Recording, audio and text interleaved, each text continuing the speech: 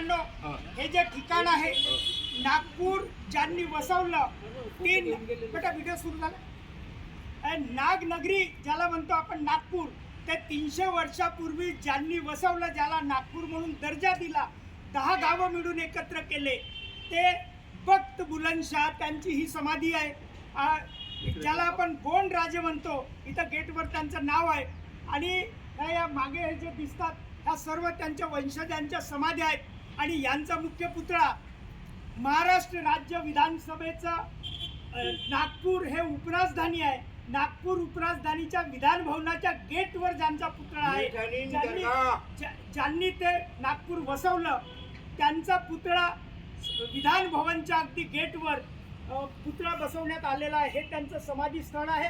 बहुजन समाज पार्टीनं मागच्या 5 वर्ष आधीपासून याचं पुनर्जीवन करण्याचं काम केलं. आणि जेव्हा इथं झाडं झुडपं होते, म्हणजे समाधी दिसत नव्हती, अशा वेळेस येऊन आम्ही लाईव्ह टेलिकास्ट करून सर्व झाडं तोडले आणि एक एक समाधी शोधत गेलो. तेव्हा आम्हाला पहिल्यांदा वाटलं की एखादी समाधी असेल, दुसरी, आणि जेव्हा आम्ही झाडं तोडणं सुरू केले तर 20-22 समाध्या इथं दिसल्या. ही स्थिती आहे. आणि 29 यांचं म्हणणं आहे. आणि त्यानंतर मग शासनाने दखल घेतली, वृत्तपत्रांनी दखल घेतली, रकानेच्या रकाने भरले. आणि मग हळूहळू मग हा सर्व परिसर उचलून निघाला. आणि मग शासनाने दखल घेऊन नागपूर महानगरपालिकेने आता त्याच्यावर करोडो रुपयाचं बजेट ठेवलं. आमचं म्हणणं होतं की आमचे राजे आहेत ज्यांनी नागपूर वसवलं, ते गोंड राजे, फक्त आता ते जातीनं गोंड आहेत म्हणून, म्हणजे ब्राह्मणांचे राजे आहेत, त्यांना राजाचा दर्जा मिळतो, पण तो आदिवासी वंचित समाजाचे आहेत राजे म्हणून त्यांना नाकारलं जातं.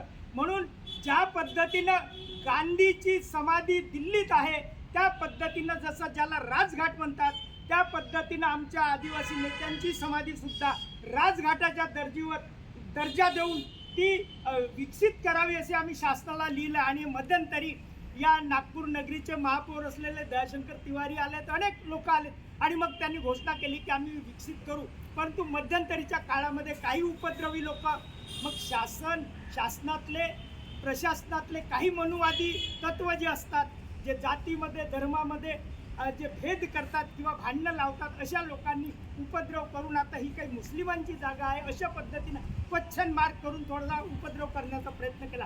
परंतु शासनाला माहिती आहे की ही जागा प्रॉपर गोंड राजांची आहे. आमचे महाराज शासक होते आणि आम्ही बहुजन समाज पार्टीचे लोक हत्ती घेऊन, निळा निशाण घेऊन आम्ही या देशाचे शासक बनू इच्छितो. मान्यवर कांशीराम साहेबांनी आम्हाला शासक बनण्याचा संदेश दिला. बाबासाहेब आंबेडकरांच्या स्मृतीनिमित्त बहुजन समाज पार्टीनं ही रॅली काढलेली आहे आणि ही अभिवादन रॅली आहे. डॉक्टर बाबासाहेब आंबेडकरांचा विजय असो.